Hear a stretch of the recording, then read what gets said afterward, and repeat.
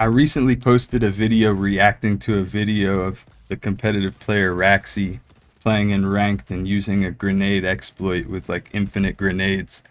I decided after thinking about it more that I just wanted to delete that off of my channel. I don't want to foster negativity around here as much as, sometimes it can be interesting, entertaining to have open discussions about certain things.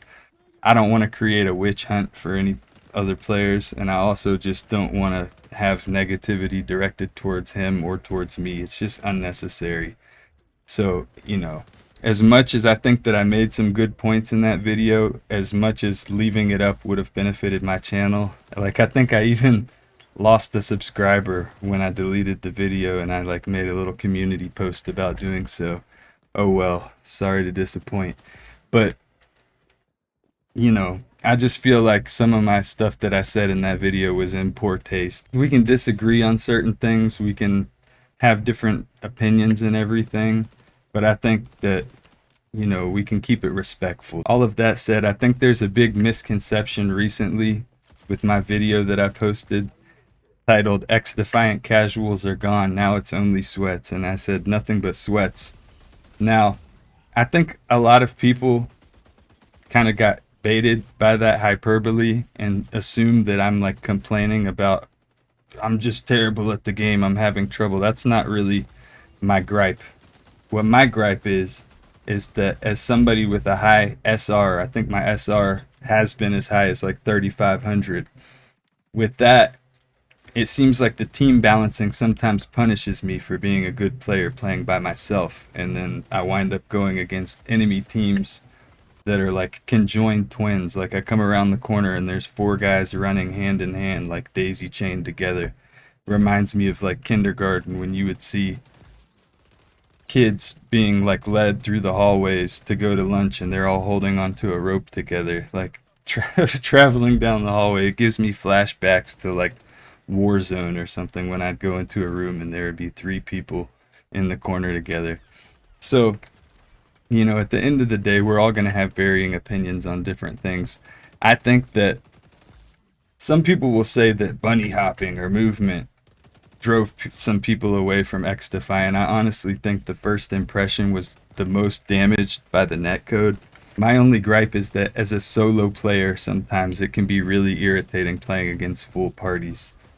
Currently, right now, my air conditioning is broken and it's 90 degrees over here in Georgia.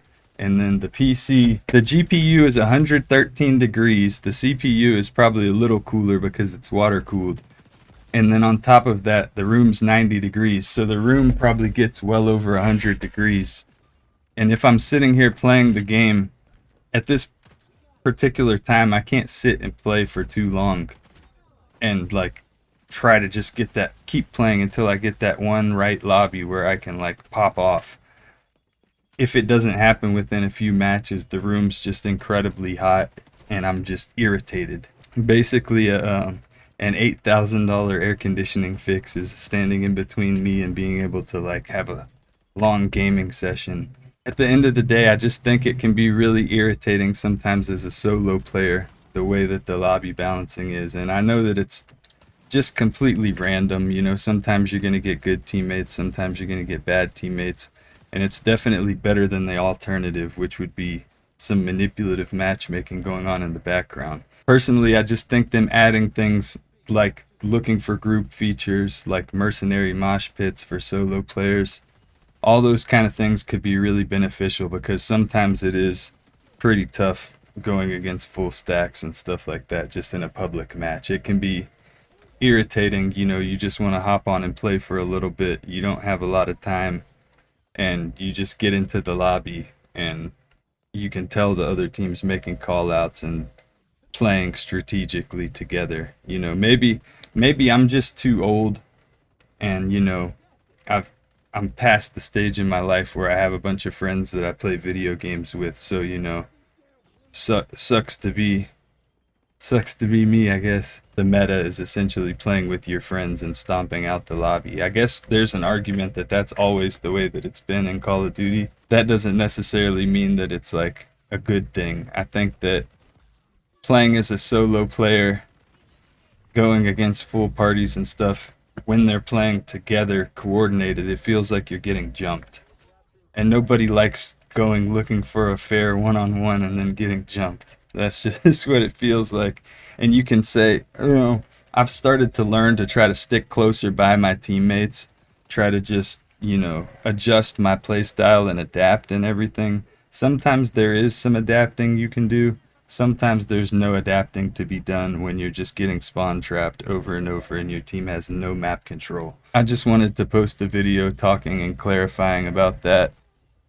Some people who maybe watch some of my previous videos will think that this is redundant and I'm repeating myself, but maybe this is just for the ones who click videos and don't actually listen to the points that I'm making and then just form an opinion based off the thumbnail or the title. In which case, like, if you aren't familiar with the YouTube game, you have to draw people in with thumbnails and titles. And personally, it does feel a little bit scummy having to do that, but it's like the alternative is being invisible. I want to thank all the new subscribers and everything, and I hope you all have a great day, and hopefully I'll catch you again on the next one.